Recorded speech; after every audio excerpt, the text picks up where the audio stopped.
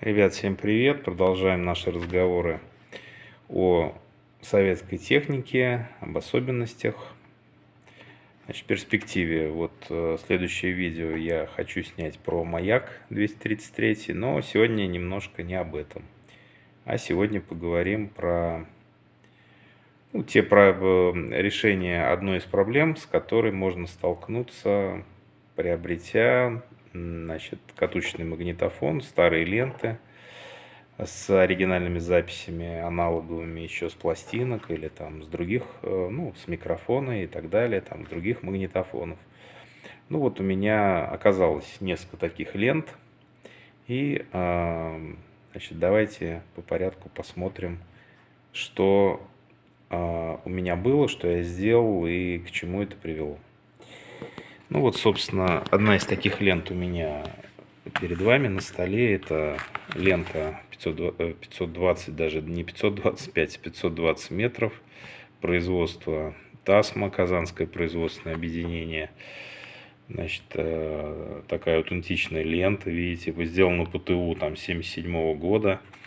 Да, эта лента досталась мне в комплекте с другими лентами, более новыми, более свежими. Там у меня еще есть несколько вот таких ТАСМ. В качестве бонуса мне, скажем, человек, который все это дело мне представил, он положил несколько таких лент. Они записи там неплохие, с пластинок. То есть какой-то джаз такой неплохой. Плюс-минус нормально. То есть качество записи хорошее. Но что оказалось? Несмотря на то, что, на ленте, видите, знак стоит качество СССР, но тем не менее эта лента не новая. Она выпуска, сейчас вы будете удивлены, она выпуска 80-го года.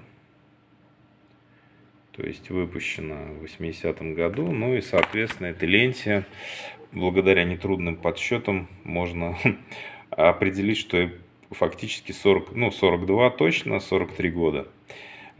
И как эта лента не превратилась в труху или не превратилась в нечто, такое, некую субстанцию, которую нельзя не послушать, нет. Это на самом деле удивительно. Все-таки это о многом говорит, в том числе о качестве тех, скажем так, аксессуаров, которые производились в то время. Тем не менее, понятно, что чудес не бывает, и по прошествии 40 с лишним лет эта лента, она, собственно, определенные проблемы может доставлять. И как вы знаете, кто занимается вот этой тематикой, знаете, что ленты, первый момент, ленты со временем начинают сыпаться. Некоторые начинают сыпаться активно, некоторые не очень, но тем не менее это может отражаться и на качестве воспроизведения, на качестве записи. И вообще писать на такую ленту, наверное, смысла большого нет, но тем не менее. То есть состояние этой ленты более чем достойное с точки зрения того, что она не сильно сыпется, но у нее есть другая проблема, которая была присуща вообще, я помню еще со времен моей молодости, тоже были ленты Тасма, даже новые. У них была проблема, не знаю, с чем это связано, либо с основой, то есть формула основы какая-то не очень хорошая была, или еще что-то. Эти ленты, они скрипели. И скрипели достаточно противно, особенно скрип этот начинался где-то с середины, ближе к концу, когда натяг, когда катушка стоит вот таким образом, то есть натяг ленты как бы увеличился, или там угол менялся, и лента начинала скрипеть, даже с новья. И это было характерно для Тасмы, очень характерно. Было у меня несколько таких лент. В том числе была лента даже размера, как 15-я катушка, то есть она поменьше, но 550 метров, то есть тонкая лента. Ее случайно я такую приобрел в свое время, но, к сожалению, у меня ее не сохранилось. Но она, конечно, была предназначена для катушечных магнитофонов с очень прецизионным ЛПМ, то есть совсем, потому что тянулась она, конечно, безбожно на втором классе. Но не об этом сейчас, а о том, что эта проблема со скрипом, естественно, не обошла ленту стороной. которой 40 лет. Ну и вот, собственно, когда я ее поставил послушать, то есть, ну вот, естественно, эта проблема, она проявилась в полной мере. Ну и, собственно, значит, что я сделал и как я вообще вышел из этой ситуации. Да, хочу сказать, что сейчас эта лента не скрипит, ее можно вполне комфортно слушать.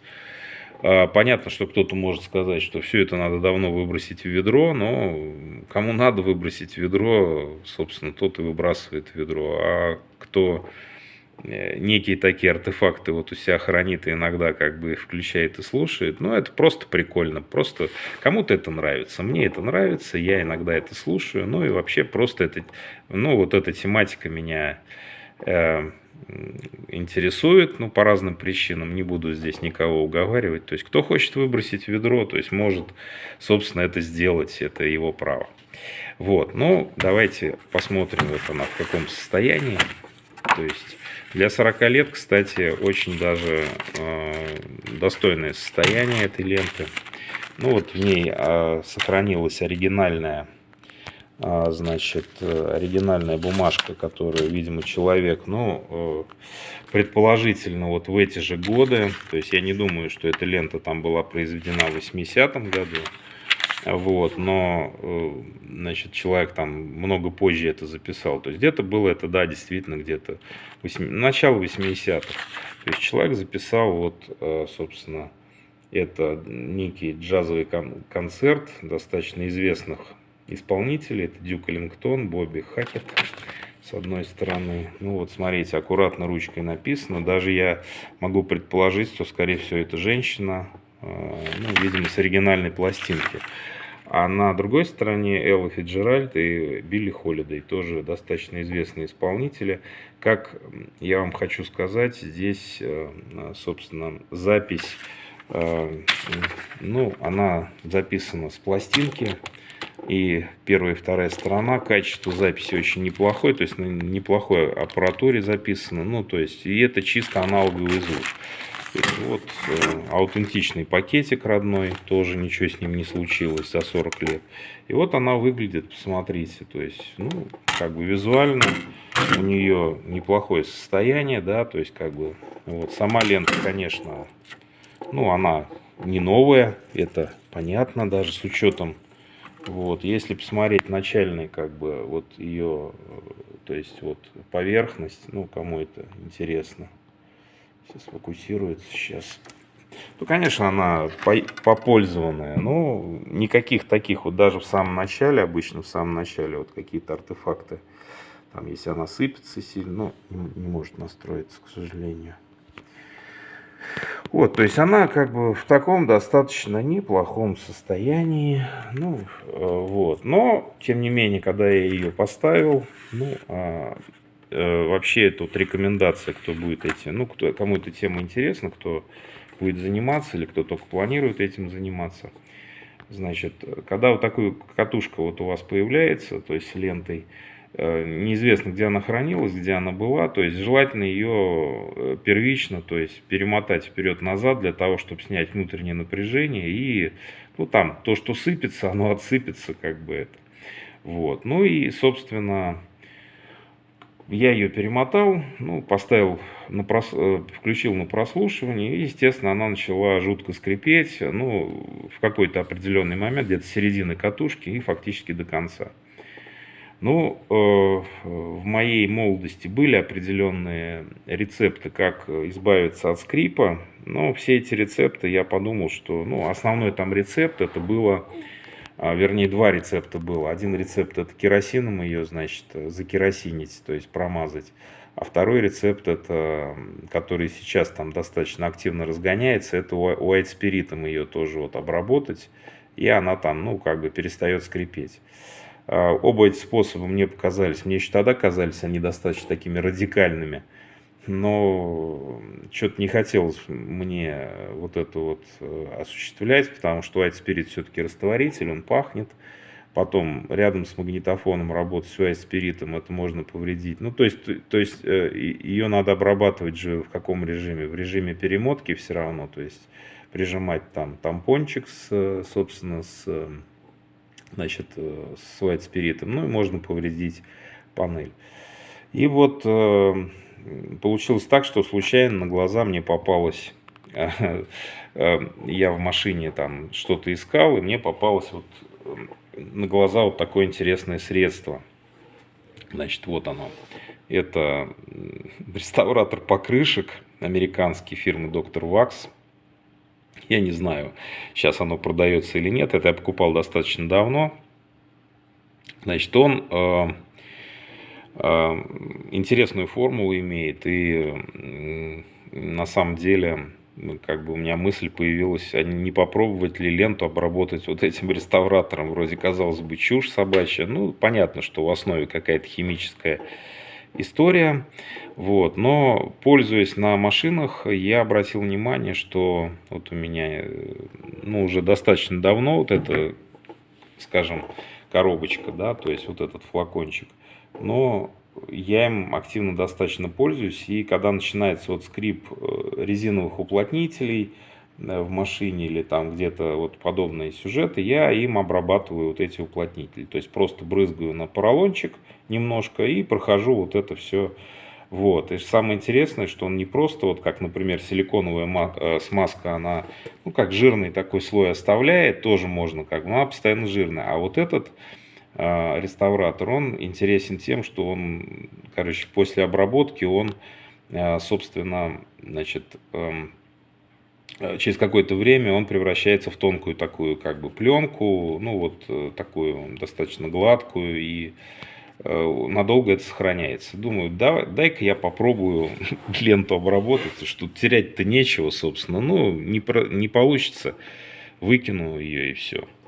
Вот, в итоге, ну, не буду показывать на магнитофоне, в итоге сделал следующее. То есть взял поролоновый кусочек, ну, кусочек поролона, и поставил ленту на, соответственно, магнитофон, приложил вот этот кусочек, ну, условно, вот, грубо говоря, с двух сторон вот так вот, ну, аккуратненько его там, не сильно зажимая ленту, и просто промотал ленту вперед-назад. Естественно, она там покрылась этим жиром, ну, достаточно жирной в начале такой субстанции, такая жидкая, жирноватая. Вот, лента покрылась вот этим составом, я ее просто аккуратно сложил в пакет и положил в коробку, просто вот лежать, чтобы там все это пропиталось, все это, собственно, вот. И где-то лежал он у меня 3-4 дня. Вот. Ну, после 3-4 дней я достал опять же эту ленту, промотал ее вперед-назад. Значит, уже там вот это, то есть уже жидкая, вот этой жирной субстанции уже не было. Ну, как бы, ну, то есть визуально лента была нормальная, ничего не сыпалось с нее так вот активно. И по воспроизведению тоже оказалось, что она очень даже нормально себя чувствует. И что самое приятное во всей этой истории, это то, что, собственно, скрип у этой ленты прекратился. Поэтому после таких экспериментов я все остальные ленты, которые у меня вот, ну, собственно, в таком... То есть есть у меня еще одна Tasma 82 года выпуска подобная, потом там есть 85 год Свема тоже. Ну, вот эти ленты, которые постарее, которые как бы с оригинальными записями, я их вот таким образом обработал. Вот. И еще один момент, то, что я обработал, вот у меня переславская лента одна, вот она посвежее, но она была какая-то такая поезженная, вот такого как бы форм-фактора, ну, вернее, это 91 года. Вот. Кстати, коробка достаточно такая редкая, это вот как бы Славичу 60 лет. Ну, коробочка очень тоже хорошее состояние. 91 года лента. Но там оказалась лента такая, она тоже в конце что-то скрипела. Я ее обработал не целиком, а обработал только внешнюю часть. То есть вот если брать вот так вот здесь. Ну и после этого она тоже скрипеть перестала, что тоже интересно, потому что как бы вроде внешняя часть нет. Но, видимо, из-за того, что когда она наматывается, все равно вот здесь остается, то есть на внешней части остается сам вот это вот средство, и оно тогда уже ложится на рабочий слой и пропитывает его. Вот, поэтому тоже можно не с двух сторон, наверное, а делать с одной стороны. Ну, то есть здесь надо экспериментировать, но факт остается фактом, что после обработки лента скрипеть перестает. Вот, поэтому кому это будет полезная информация, попробуйте, напишите свои, значит, впечатления после такой обработки в комментариях. Ну и давайте обсуждать. Вот. На этом сегодня все. Спасибо за внимание. Всего доброго. Ну и микрокусочек, чтобы видео не, скажем так, не закрыли про его просмотр.